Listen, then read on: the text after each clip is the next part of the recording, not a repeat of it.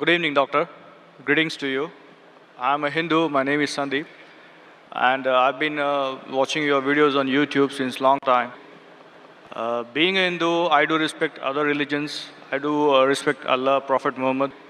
I started my school in my childhood in a Catholic school, where I was taught about Bible and Christianity and Lord Jesus. And later on, after fifth standard, I came to know about my own religion, being born in a Hindu family. And today, I do at times get attracted towards other religions. Okay, there is some common link between all religions. I have a basic question to you, doctor. Basically, I am from the science background, a pharmacy guy. Today, I'm authorized financial consultant. So, today, what I look out there in the market is many religions exist on planet Earth. If human being is the same, if human organs are the same, if the human body system follows the same heartbeats, blood flow, the same blood, the same ears, the same nose, if everything is the same, the creator has to be the same, the supreme power is the same. So if the supreme power is the same, why do so many religions exist on earth today? What is going to be future now onwards?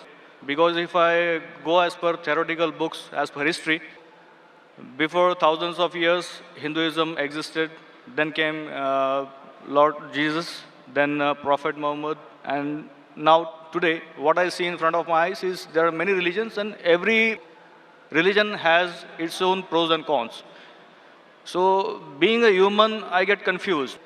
I am a Hindu, I should respect my religion, as well as being a human being, I should respect other religions. So, what is the final truth, and what is going to the future for centuries ahead? The brother asked a very good question, that there are so many different religions. More than 4,000 years back was Hinduism. Then Jesus Christ, peace be upon him, came 2,000 years back, or Christianity. Then Prophet Muhammad, peace be upon him, came 1,400 years back. Some things are similar, some things are contradicting. There's so much of confusion. God, our creator, is one. Human body is the same. Creator has to be same. So why this confusion? It's a very good question. The reply is given in the Quran in Surah Al-Imran, chapter 3, verse number 19. It says, Inna Dina Indallahil Islam. The only religion acceptable in the sight of God is Islam. That is peace acquired by submitting our will to God. Almighty God only gave one religion to the human beings. As I said earlier, Almighty God has only sent one religion. But He has sent many messengers. When He sent messengers who got messages, by the passage of time, the message got changed. Again a new messenger came, he brought a fresh message. Again the people changed it, again a new messenger came. It happened for many years, down the ages. But all the messengers brought, the basic message was the same.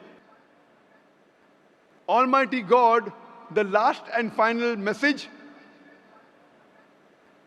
was the Quran. Now you will ask me this question, that why did God reveal the Quran 1400 years back? Why didn't He reveal the Quran directly? Reveal the Quran directly? No confusion. You know, my son, he wants to become a doctor. He tells me, Father, Abba, why do you put me into nursery, then junior KG, senior KG, first standard? Why you put me in school? Directly put me into medical college. I said, son, if you want to be a doctor, first you have to go to nursery, pre-primary, primary school, secondary school, medical college, then you become a doctor. You can't directly enter a medical college because you won't understand. So Allah subhanahu wa ta'ala, who is our creator, He knows very well that human being would not be able to grasp the complete message of the Quran if it was revealed earlier. 1400 years ago, Almighty God, who is our creator, He knows this time, the time has come where human beings can understand the message. So that's the reason previously He sent messages which were there but not complete because human being could not understand, could not grasp. As the message changed, He sent a new message, a new messenger. That's the reason all the messages that came before the Quran, they were meant for a particular group of people and meant to be followed for a particular time period. All the messengers that came before the last and final messenger, Prophet Muhammad Sallallahu Alaihi Wasallam, were only sent for a particular group of people and was meant to be followed till a new message came. Almighty God, He knew 1400 years ago was the time when human beings can understand the final message, the Quran. He revealed it. And He sent the last and final messenger, Prophet Muhammad, peace be upon him. Since Quran was the last and final message, it was not only meant for the Muslims or the Arabs, it wasn't meant for one particular group of people, it was meant for the whole of humanity. All the messengers that came before were meant for a particular group of people, and the message was supposed to be followed for a particular time period. Because Prophet Muhammad, peace be upon him, was the last and final messenger, he was not sent only for the Muslims or the Arabs, he was sent for the whole of humanity. But now today, you ask me, why are there different religions? Our Creator sent only one religion. We human beings kept on changing. But even in the corrupted form, I have a formula. I have a formula which will not antagonize any human being.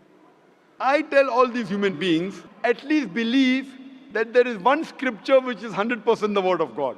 So the Hindus would not mind agreeing, I believe Veda to be 100% word of God. The Christians would say, I do not mind believing Bible to be 100% word of God. The Muslim will say, I don't mind believing Quran to be 100% word of God. So I tell them, okay, now let us agree to follow what is common in all these scriptures. What is different, we'll discuss tomorrow. Let's not fight over the differences. Let us agree to follow what is common, and at least we'll be sure that what is common in all the three scriptures, this at least minimum is 100% the word of God. What is different may be the word of God, may not be the word of God. That we can discuss tomorrow. Now, when we do a research, and I being a student of comparative religion, I've studied the Vedas, I've studied the Upanishads, Bhagavad Gita, Bible, Old Testament, New Testament, Quran.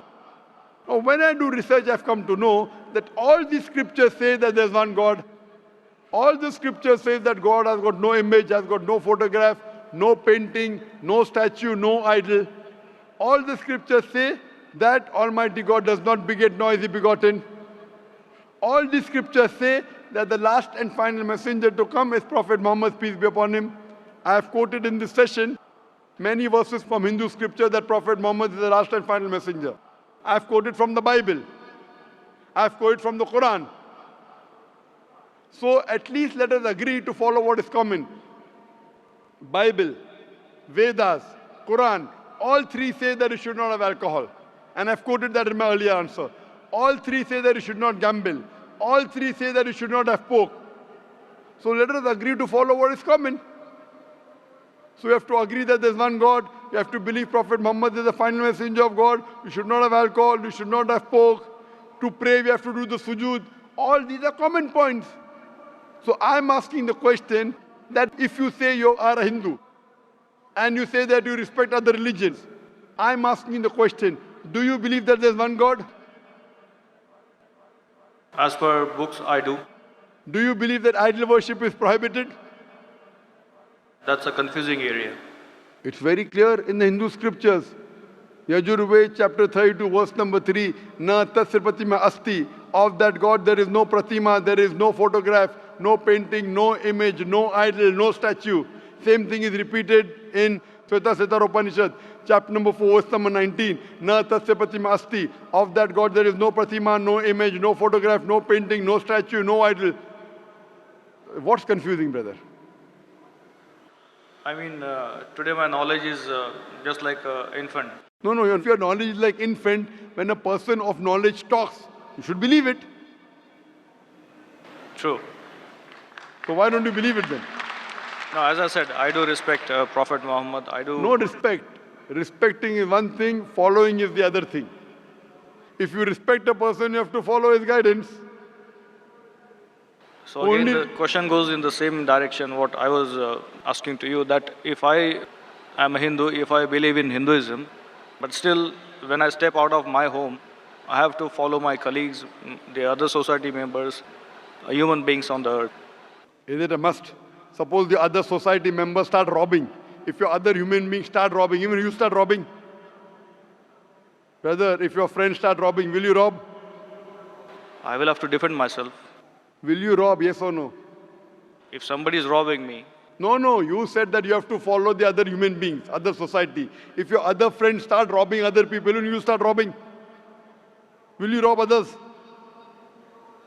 I don't think so. There is a point in robbing others. Okay, because you know robbing is wrong. So that time you will not follow society. Follow the society when it is right. Do not follow when it's wrong. God has given you grey matter, brain. Correct?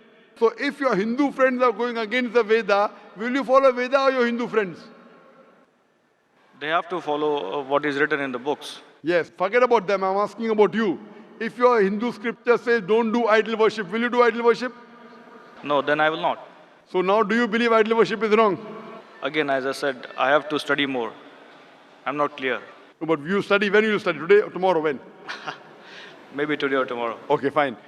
I have quoted so many references from the Hindu scripture about Prophet Muhammad, peace be upon him. Do you believe Prophet Muhammad is the messenger of God? Yes, I do. If you believe, don't you have to follow his commandments? I may have to. Why may? Again, I'm not If you clear. may believe in, then you may. If you do believe in, you do have to follow. It's simple English. If you say maybe he is a messenger of God, then you can say maybe I'll follow him. When you say surely the messenger of God, then you have to follow him surely. Why? But, is Will a it, messenger of God deceive you? but again, do I have to be a Muslim to follow Prophet Muhammad? Or No, you Islam? have to be a good Hindu also. You have to be a good Hindu and a good Christian to follow Muhammad Sallallahu Alaihi Wasallam. That's where the whole thing If goes. you are not a good Hindu, if you are not a good Christian, you will never follow Prophet Muhammad Sallallahu Alaihi Wasallam. Because Hindu scripture says the Antim Rishi, the Kalki avatar is Prophet Muhammad Sallallahu Alaihi Wasallam. I gave references, If you want, I can give again.